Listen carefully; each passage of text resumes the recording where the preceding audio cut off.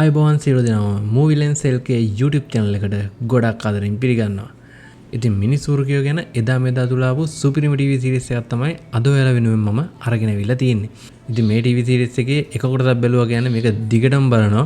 ඒ තරම් බලන්න ආසයි දෙන ඇබ්බැහි වෙන සුපිරිම TV series එකක් තමයි අද මම ඔයාලට අරගෙන ආවේ. ඉතින් මේ TV series එකේ නම තමයි Teen Wolf. ඉතින් මේකේ සම්පූර්ණයෙන්ම සීසන් 6ක් තියෙනවා. ඒ වගේම මේ වෙනකොට සීසන් 6ම ඇවිල්ලා කතාව සම්පූර්ණයෙන්ම ඉවර වෙලා තියෙන්නේ. ඒක නිසා ඔයගොල්ලන්ට එක දිගටම සම්පූර්ණයෙන්ම කතාව ඉවරනකම්ම බලන්න පුළුවන්. ඒ වගේම මේ TV series එකට IDM 10න් 7.7ක දෙවැනි තගයක් අරගෙන තියෙනවා. ඉතින් මේ TV series එක කොච්චර සුපිරි එකක්ද කියලා ඒකෙන්ම ඔයගොල්ලන්ට තේරෙන්නේ නැති. මේ කතාව ඔයගොල්ලෝ බලන්න පටන් ගත්තොත් එහෙම ඔයගොල්ලෝ අනිවාර්යෙන් ස්කිප් නොකර එක දිගට බලන කතාවක්. ඉතින් ත්‍රිල් එකෙන් කුතුහලයෙන් බලන්න ආසයි දෙන මේ සුපිරිම TV series එක අපේ channel එකේ අපි එක දිගටම අරගෙන එනවා. මේ පළවෙනි කොටස බලන ඕගොල්ලෝ මගේ channel එක subscribe කරලා ඒ වගේම bell icon එක click කරලා තියාගන්න. එතකොට මම දෙවෙනි කොටස දාපු ගමන් ඕගොල්ලන්ට notification එකක් එයි. වැඩි කතා කරන්න දෙයක් නැහැ. අපි කෙලින්ම යමු කතාවට.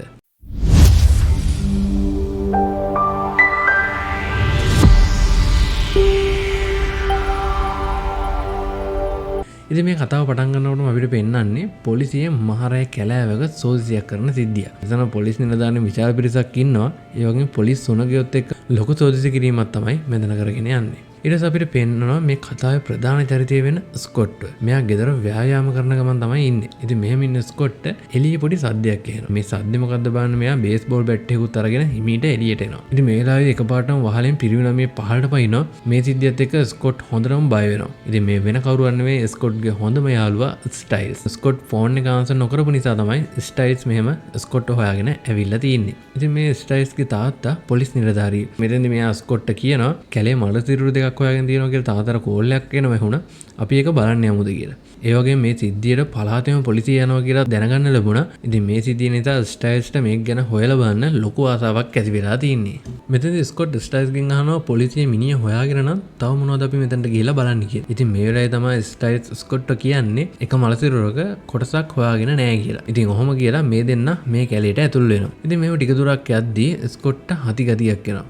මෙතනදී අපිට පෙන්වනවා ස්කොට් ඉන්හේලර් එකක් පාවිච්චි කරනවා. ඒ කියන්නේ මේ ස්කොට්ට ඇදුම රෝගයක් තියෙනවා. මෙහෙම මේකට ටික දුරක් යනකොට පොලිසියෙන් ඉන්න හරියටම එනවා. මෙහෙම ඇවිල්ලා මේ දෙන්නත් හැංගිලා කැලේ ඇස්සෙන් පොලිසියත් එක්කම හොරෙන් ඉස්සරහට යනවා. මෙහෙම හොරෙන් යනකොට එකපාරටම ස්ටයිල්ස්ගේ ඉස්සරහට පොලිස් උණගේ පයින්නවා. ඉතින් මේකට බය වෙන ස්ටයිල්ස් එකපාරටම බිම වැටෙනවා. ඉතින් මේ ඇවිල්ලා තින්නේ වෙන කවුරුවත් නෙවෙයි ස්ටයිල්ස්ගේ තාත්තා. මෙතනදී ස්ටයිල්ස්ව තාත්තට අතරම අහු වෙනවා. මේ සිද්ධිය වෙන වෙලාවේදී ස්කොට් කොහොම හරි ගහක් අස්සේ හැංගෙනවා. ඊට පස්සේ ස්ටයිල්ස්ගෙන් තාත්තා අහනවා යාළුවා කෝ කියලා. ස්ටයිල්ස් කියන්නේ එයා තනියම ආවේ යාළුවා ආවේ නෑ කියලා. යාළුවා ගෙදර ගියා. ඊට පස්සේ ස්ටයිල්ස්ගේ තාත්තා එයාව බෙල්ලෙන් මල්ලගෙන එක්කගෙන යනවා. ඊට පස්සේ පොලිස් නිලධාරීන් මෙතන ගියාට පස්සේ ස්කොට් කැලේ තනි වෙනවා.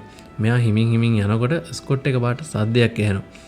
ඒ සද්දයක් ඇහිලා ඒ පැත්ත බලාගෙන ඉන්නකොටම එකපාරටම මෝ රංචුවක් ස්කොට්ව පෙරලගෙන දුවගෙන යනවා. ඉතින් මේ වෙලාවේදී ස්කොට් එයාගේ ඉන්හේලර් එක අතින් වීසි වෙනවා. ඊට පස්සේ ස්කොට් ෆෝන් එකේ තියෙන ඩිස්ප්ලේ එකේ ලයිට් එකෙන් ඉන්හේලර් එක හොය ඉන්නවා. මෙහෙම හොය ඉන්නකොට එකපාරටම දකින්න පුළුවන් වෙනවා අර නැති වුණ මල සිරුරේ කොටස. මේ කොටසේ තියෙන්නේ ගෑනු ළමයෙක්ගේ ඉනෙන් උඩ කොටස. ඉතින් මේක දැක්කම එකපාරට බය වෙන ස්කොට් බය වෙලා මෙතනින් පහළට වීසි වෙනවා. ඊට පස්සේ ආයෙත් නැගිටින ස්කොට්ට අමුතු ගොරවන සද්දයක් ඇහෙනවා. මේක ඇහිලා හැරලා බලනකොට තමයි මෙයා දකින්නේ එයා දිහා වෘකේ බලාගෙන ඉන්නවා කියලා. ඉතින් මේ නිකම් වෘකේ නෙවෙයි වෘක මිනිහෙක්. ඉතින් මේ වෘක මිනිහා එකපාරටම ස්කොට්ට ඇටැක් කරනවා. මෙතනදී කොහොමද ස්කොට්ට මේ වෘකයාගෙන් බේරිලා පාරකට දුවගෙන එන්න පුළුවන් වෙනවා. මෙහෙම දුවගෙන ආවට පස්සේ ස්කොට් ෂර්ට් එක පොඩ්ඩක් උස්සලා බලනකොට දකිනවා බඩේ අර වෙයාවුල්ෆ්ගේ දත් පාරක් තියෙනවා. ඉතින් අර ඇටැක් කරපු වෙලාවේ දත් පාරක් මෙයාගේ බඩට වැදිලා තියෙනවා. ඉතින් මෙතනින් මේ සීන් එක කට් කරලා අපිට පෙන්නන්නේ ඊළඟ දවසේ ඉස්කෝලේ වෙන සිද්ධිය. ඉතින් මෙතනදී ස්කොට් එයාගේ ෆුට් බයිසිකලෙට ඇවිල්ලා ඉස්කෝලේ පාක් එකේ බයික් එක නවත්තනවා. මේ වෙලාවේදී මෙතනට හොඳ කාර් එකකින් ඇවිල්ලා තවත් කොල්ලෙක් බහිනවා. ඉතින් මේ වෙන කවුරුවත් නෙමෙයි මේ කතාවේ තවත් ප්‍රධාන චරිතයක් වෙන ජැක්සන්. ඊට පස්සේ ආයෙ වෙනනවා ස්කොට් ස්ටයිල්ස්ව හම්බ වෙනවා. ඊට පස්සේ ස්කොට් කියනවා වෘකේ කියව හපා ගෑවා කියලා එයාව කාපු දෙනක් පෙන්නනවා. ඒ වුණාට මේක ස්ටයිල්ස් පිළිගන්නේ නැහැ. මොකද කැලිෆෝනියාවේ අවුරුදු 60කින් විතර වෘකේ ඉඳලා නැහැ. ඉතින් ඒක නිසා ස්ටයිල්ස් මේක පිළිගන්නේ නැහැ. ඒ වගේම මෙතනදී ස්කොට් ස්ටයිල්ස්ට කියනවා මිනිහේ ඉතුරු කොටසත් එයා කැලේදී හොයාගත්තා කියලා. ඉතින් ඔය ටික කී ඉන්නකොට තවත් මේ කතාවේ ප්‍රධාන චරිතයක් මෙතනින් යනවා. ඒ වෙන කවුරුවත් නෙවෙයි ලිඩියා. ඉතින් මේ ලිඩියා එනකොට ස්ටයිල්ස් මෙතන පොඩි ලයින් බාරක් දානවා. ඒ වුණාට ස්ටයිල්ස් පොඩ්ඩක්වත් ගණන් ගන්නේ නැතුව ලිඩියා මෙතනින් යනවා. ඉතින් මේ ලිඩියා කියන ලස්සන ගෑනු ළමයා වෙන කවුරුවත් නෙවෙයි අර කාර් එකෙන් ආව ජැක්සන්ගේ ගර්ල්ෆ්‍රෙන්ඩ්. ඊට පස්සේ අපිට පෙන්නන්නේ පන්ති ඉන්න සිද්ධිය. මෙතනදී පන්ති ඉන්න ස්කොට් එකපාරටම ෆෝන් එකක් රින් වෙනවා එහෙනම්. ඒකම ස්කොට් වටපිට බලනකොට පන්තියේ කිසිම කෙනෙක්ගේ ෆෝන් එකක් රින් වෙනවා එයාට පේන්නේ නැහැ. ඊට පස්සේ කෝල් එක ආන්සර් කරලා ගෑනු ළමයි කතා කරන එකකුත් ස්කොට්ට ඇහෙනවා. මේකම ස්කොට් ජනේලෙන් දකිනවා. එයාට මේ ඇහෙන්නේ එයාට ගොඩක් දුරින් ඉන්න බංකුක වටලා ඉන්න ගෑනු ළමයි කතා කරන කෝල් එක දෙයක්. ඉතින් ස්කොට් ඉන්න පන්තියට වඩා ගොඩක් දුරින් තියෙන දෙයක් තමයි එයාට මේ ඇහෙන්නේ. ඊට පස්සේ මේ ගෑනු ළමයා ගාවට එන පාසලේ ගුරුවරයෙක් මේ ගෑනු ළමයාව ඇතුළට අරගෙන යනවා. ඉතින් මේ ආපු ගෑනු ළමයා කෙලින්ම එන්නේ ස්කොට්ගේ පන්තියට. මේ පාසලට අලුතෙන් ආපු ගෑනු ළමයි තමයි මේ. ඉතින් මේ ගෑනු ළමයාත් මේ කතාවේ ඉන්න ප්‍රධාන චරිතයක්. එයාගේ නම තමයි ඇලිසන්. ඊට පස්සේ ක්ලාස් එක ඉවර වෙලා ලොකර් රූම් එකේ ළඟ ඉන්න ස්කොට් මේ ගෑනු ළමයාව දකිනවා. ඊට පස්සේ මේ ගෑනු ළමයාත් ස්කොට් එක්ක පොඩි හිනාවක් දානකොටම එතනට ලිඩියා එනවා. ලිඩියා ඉන්නේ එයාගේ බොයිෆ්‍රෙන්ඩ් ජැක්සනුත් එක්ක. ඉතින් මේ ඇවිල්ලා කතා කරන දේවලුත් දුරින් ඉඳන් ඉන්න ස්කොට්ට හොඳට ඇහෙනවා. එයා මේ දේවල් අහගෙන ඉන්නේ. ඉතින් ඒ කියන්නේ එදාර වර්ක මිනිහා අපාගෑමත් එක්ක ස්කොට්ට මොකක් හරි බලයක් වගේ දෙයක් ලැබිලා තියෙනවා. අපිට මේ කතාවේ මේ එපිසෝඩ් එකේම දැනගන්න පුළුවන් ස්කොට්ට මොකද්ද මේ ලැබුණ බලය කියලා. ඒක නිසා අපි කතාව ඉස්සරහට බලාගෙන යමු. මෙතනදී ඇලිසන්ට ලිඩියා පාටියකට ඉන්වයිට් කරනවා. ඒත් ඇලිසන් කියනවා පවුලි පාටියක් තියෙන නිසා මට ඒකට එන්න විදිහක් නැහැ කියලා. ඉතින් මේ සීන් එක කට් කරලා අපිට ඊට පස්සේ පෙන්නන්නේ පාසලේ පිට්ටනිය ගන්න ස්පෝර්ට් එක. මේකට කියන්නේ ලක්රොස් කියලා. ඉතින් මේ ටීම් එකේ ඉන්න නායකයා තමයි ලිඩියාගේ බොයිෆ්‍රෙන්ඩ් ජැක්සන්. මේ ටීම් එකේම ස්කොට්ුත් ඉන්නවා. ස්කොට් වැඩි දශකම් පෙන්නපු නැති කෙනෙක් නිසා එයා මෙතන ටීම් එකේ එළියේ ඉන්නේ. ඉතින් මෙතනදී ස්කොට්ට කෝච් අවස්ථාවක් දෙනවා. අර ෆුට්බෝල් වල ගෝල් කීපර් කෙනෙක් ඉන්නේ. අන්න ඒ වගේ මෙතන ලකුණු නවත්තන දෙන අවස්ථාවක් ස්කොට්ට අරන් දෙනවා. ඉතින් මේක කවදාවම කලින් කරලා නැති නිසා ස්කොට් ටිකක් අකමැත්තෙන් තමයි වැඩේ බාරගන්නේ. මෙතනට මේ සෙල්ලම බලන ලිඩියා වගේම ඇලිසනුත් එනවා. ඉතින් ස්කොට්ට මේක නොකර ඉන්න බෑනේ. මොකද දැන් ස්කොට්ගේ හිතේ ඇලිසන් ගැන පොඩි අදහසකුත් තියෙනවා. ඊට පස්සේ මෙතන තරඟේ පටන් ගන්න විසිල් එක ගහනවා. මේ විසිල් එක ගහපුවම ස්කොට්ට මේකේ සද්ද දරා ගන්න බැරි වෙනවා. මොකද ස්කොට්ට පොඩි සද්ද බව දැන් හොඳටම ඇහෙනවනේ. ඉතින් මේ සද්ද දරා ගන්න බැරුව කන් දෙක වහගෙන ඉන්න ස්කොට්ට අනික් කෙනෙක්ගේ වුණ බෝලයක් වැදිලා ස්කොට්ටව මෙතන බිමට වැටෙනවා. ඊට පස්සේ ඉතින් තමන් කැමැත්තෙන් ඉන්න කෙල්ලක් බලාගෙන ඉන්න නිසා ස්කොට්ටුත් ගේමට බහිනවා. ඉතින් මෙයා එන හැම බෝලයක්ම සුපිරියටම අල්ලනවා. ඒ වගේම කෝච්ටත් හිතා ගන්න බෑ මොකද්ද මේ වෙලා තියෙන්නේ කියලා. ඊට පස්සේ තමයි ටීම් එකේ නායක ජැක්සන් ගේමට බහින්නේ. මෙයත් වැඩ දාලා වේගෙන් බෝල එව්වත් ඒක ස්කොට් ගේමක් නැතුව අල්ලගන්නවා. මෙතනදී ලිඩියත් ස්කොට්ට අප්පුඩි ගහනවා. ඉතින් මේක ජැක්සන්ට ටිකක් අවුල් වෙනවා. මෙතනදී පෙන්නපු වැඩවලට කෝච්ට වගේම ස්ටයිල්ස්ටත් හිතාගන්න බෑ මොකද්ද මේ වෙන්නේ කියලා. ඊට පස්සේ ඔය සීන් එකෙන් පස්සේ අපිට පෙන්වන්නේ ස්කොට් ස්ටයිල්ස් එක අර කලින් එයාලා ගියේ කැලේ ස්කොට්ගේ ඉන්හේලර් එක හොයනවා. ඉතින් මෙතනදී ස්කොට් ස්ටයිල්ස්ට කියනවා මට සෙල්ලම් කරන වෙලාව ඒ බෝලේ අල්ලන්න හොඳටම වෙලාව තිබුණා වගේ දැනුණා. ඒ වගේම කලින්ට වඩා සද්ද ඇහෙනවා මට ගඳ සුවඳ දැනෙනවා. ඒ වගේම මෙතනදී ස්කොට් ස්ටයිල්ස්ට කියනවා එයාගේ සාක්කුවේ තියෙන මින් ටොෆී සුවඳත් මට හොඳටම දැනෙනවා කියලා. ඊට පස්සේ මේ වෙලාවේදී මං ගාව මින් ටොපියක් නැහැ කියලා ස්ටයිල්ස් ජැකට් සාක්කුවට අත දානවා. මේ වෙලාවේ තමයි ස්ටයිල්ස් දැනගන්නේ එයාට අමතක වෙච්ච ටොපියක් එයාගේ ජැකට් සාක්කුවේ තියෙනවා කියලා. ඊට පස්සේ ස්කොට් එදා මිනිහ තිබ්බ තැනට ඇවිත් ස්ටයිල්ස්ට පෙන්නනවා. ඒත් මේ වෙලාවේ එතන මොනවත්ම නැහැ. ඉතින් මේ එක්කම මෙයාලට ටිකක් දුරින් කෙනෙක් මේගොල්ලෝ දිහා බලාගෙන ඉන්නවා. එයා එකපාරටම තමුසෙර මෙතන මොකද කරන්නේ? මේක පෞද්ගලික ඉඩමක් කියලා මෙතනින් පිට වෙන්න කියලා මේගොල්ලන්ට කියනවා. එතකොට මේ දෙන්න කියනවා එයාලගේ දෙයක් නැති වුණා. ඒක හොයන්නයි ආවේ කියලා. මේත් එක්කම මේ ආපු කෙනා ස්කොට්ට එයාගේ ඉන්හෙලර් එක පෙන්නලා ස්කොට් පැත්තට මේක වීසි කරනවා. වීසි කරලා මේ කෙනා යන්න යනවා. ඉතින් මෙතනදී මේ කෙනා ස්ටයිල්ස් අඳුර ගන්නවා. ස්ටයිල්ස් ඊට පස්සේ ස්කොට්ට කියනවා මේ ඉන්දියේ ඩෙරෙක් හේල් කියලා. ඒ වගේම මෙයාත් මේ කතාවේ ප්‍රධාන චරිතයක්. ඊට පස්සේ ස්ටයිල්ස් කියනවා ස්කොට්ට මේ ඩෙරෙක්ගේ පවුල අවුරුදු 10කට වගේ කලින් ගින්නකින් මැරුණා. ඒත් මේ ඩෙරෙක් ආයේ ආවේයි කියලා එයාටත් හිතා ගන්න බැහැ කියලා. ඉතින් මේක මේ කතාවේ පළවෙනි කොටසනේ. ඉතින් අපිට මේක එක එක අයව අඳුන්වලා දෙනවා ගොඩක්. ඔයගලන්ට දැනට නම් පැටලුණත් කතාව ඉස්සරහට යනකොට මේ නම් පැටලෙන එකක් නෑ. ඊට පස්සේ මේ ස්කොට් ගෙදර ඇවිල්ලා එයාගේ තුවාලේ පරීක්ෂා කරලා බලනවා. ඉතින් මේ වෙලාවේ තමයි එයා දකින්නේ එයාගේ තුවාලේ වෙච්ච දෙයක් නෑ කියලා. එයාගේ තුවාලේ තිබ්බ පාරක්වත් නෑ. ඉතින් මේ ස්කොට් කොලෙජ් ඉවරනට පස්සේ සත්ත්ව සායනයක වැඩ කරනවා. මෙයා මෙතනට ඇවිත් පූස වගේකට කෑම අරගෙන යනවා. මේ වෙලාවේදී ස්කොට් දැකපු ගමන් මේ පූස එක දිගටම කලබල වෙලා කෑ ගහන්න පටන් ගන්නවා. ස්කොට්ට හිතා ගන්න බෑ මොකද්ද වෙන්නේ කියලා. එකපාරටම ස්කොට් එළියට දුවගෙන එනවා.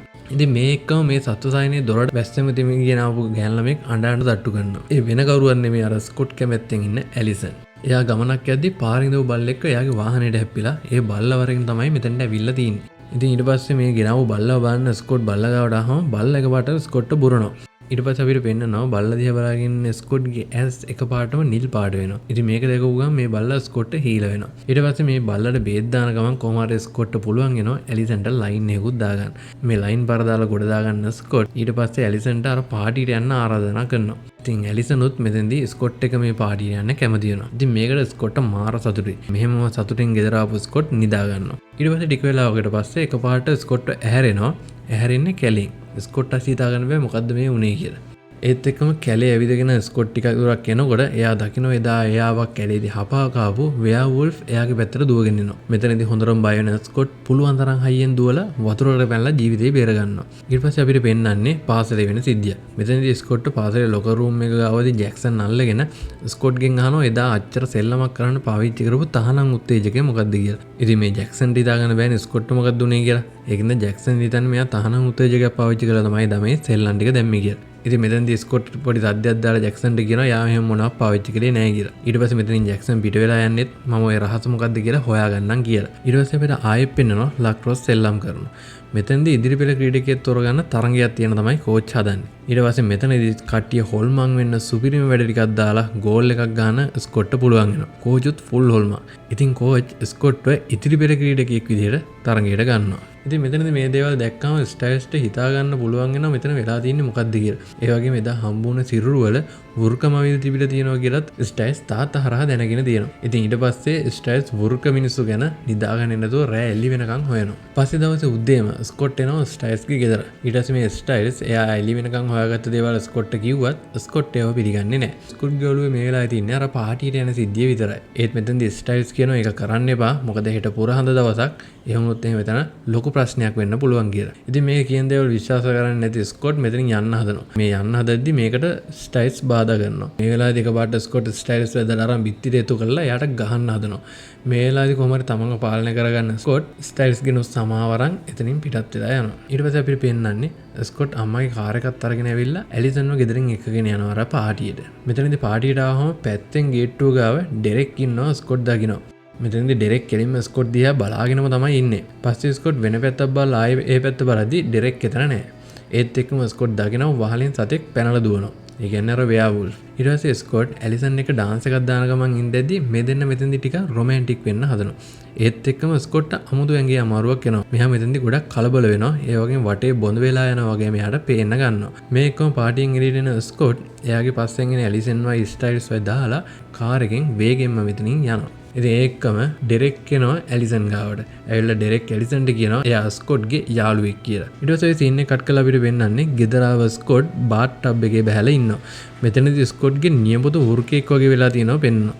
ඒත් එක්කම කන්නඩියේ මූණ බලන ස්කොට් දකිනවා එයාට වෘක දත් ඇවිල්ලා තියෙනවා කියලා. ඒත් එක්කම එකපාරට දොරට කෙනෙක් ගහනවා එහෙනවා. මේ කවුද ඇවිල්ලා තින්නේ කියලා ගොඩක් අමාරුවෙන් ගිහලා ස්කොට් බලද්දි මේ වෙන කවුරුන් නෙමෙයි ස්ටයිල්ස්. ඉතින් මේ වෙලාවේ ස්කොට් ස්ටයිල්ස්ට කියනවා ඩෙරෙක් තමයි යාව කාපු වෙයාවුල්ෆ් කියලා. මේ වෙලාවේ තමයි ස්ටයිල්ස් කියන්නේ ඇලිසන් ඩෙරෙක් එක්ක තමයි ගෙදර ගියේ කියලා. මේකට ස්කොට් සෑහෙන්න කලබල වෙනවා. මෙයා ජනේලෙන් එළියට පයින්නවා. ওই වෙලාවේ තමයි අපිට පෙන්වන්නේ මේ ස්කොට් දැන් සම්පූර්ණයෙන්ම වෙයාවුල්ෆ් කෙනෙක් බවට පත් වෙලා කියලා. මෙහෙම පයින්න ස්කොට් කැලේ පැත්තට දුවගෙන යනවා. ඉතින් මෙහෙම කැලේට දුවගෙන යන ස්කොට් දකිනවා ඇලිසන් ඇඳගෙන ඉඳපු ජැකට් එක කැලේ ගහක එල්ලලා තියෙනවා. මේකත් එක්ක සෑහෙන කලබල වෙන ස්කොට් ඇලිසන්ව හොයද්දි මෙතෙන්ට එකපාරටම ඩෙරෙක් ඇවිත් ස්කොට්ව බිම දානවා. ඒත් එක්කම වටපිට බලන ඩෙරෙක් එයාලා මෙහෙර ඇවිල්ලා ඉක්මනට දුවන්න කියලා ස්කොට්ටක් කියලා ඩෙරෙක් දුවනවා. ඉතින් මේ වෙන්නේ මොකද්ද කියලා දන්නේ නැතුව දුවගෙන යන ස්කොට්ගේ මුණට ටෝච් එකක් වදිනවා. මේක වදිනවත් එක්කම එකපාරටම ස්කොට්ගේ අත හිල් කරගෙන ඊතලයක් ගිහිල්ලා මේක ගහක වදිනවා. ඉතින් මේ සිද්ධිය වෙන අතර අපිට පේනවා අනිත් පැත්තෙන් ස්ටයිල්ස් යනවා ඇලිසන්ගේ ගෙදර. ගිහලා බලද්දි ඇලිසන් ගෙදර ඉන්නවා. ඒ කියන්නේ ඩෙරෙක් ඇලිසන්ට කිසිම කරදරයක් නොකර එයාව ගෙදර ගෙනින් දාලා තියෙනවා. ඩෙරෙක් මෙහෙම කරලා තියෙන්නේ ස්කොට්ගෙන් ඇලිසන්ව පරිස්සම් කරන්න ඕන නිසා. මේ වෙලාවේ අපිට පේනවා මේ ස්කොට්ව අහුවෙලා තියෙන්නේ වෙන කාටවත් නෙවෙයි දඩයක්කාරයෝ වගේකට කියලා. ඊට පස්සේ මෙතෙන්ට එන ඩෙරෙක් ස්කොට්ව බේර ගන්නවා. ඒ වගේම මෙතෙන්දි ඩෙරෙක් කියනවා මේ ඇවිල්ලා ඉන්නේ සියවස් ගානක ඉඳන් වෙයාවුල්ෆ්ලාව දඩයම් කරන කට්ටියක්. ඒක නිසා ඒගොල්ලන්ගෙන් පරිස්සම් වෙලා ඉන්න කියලා. ඊට පස්සේ මෙතෙන්දි ස්කොට් ඩෙරෙක්ට කියනවා එයාට මේ ලැබුණු දෙයට එයා කැමති නැහැ කියලා. ඊට පස්සේ ඩෙරෙක් මෙතෙන්දි ස්කොට්ට කියනවා ඔයාට මේ ලැබිලා තියෙන gift එකක් ඒකේ වටිනාකම ඔයාට ඉස්සරහට තේරෙයි කියලා.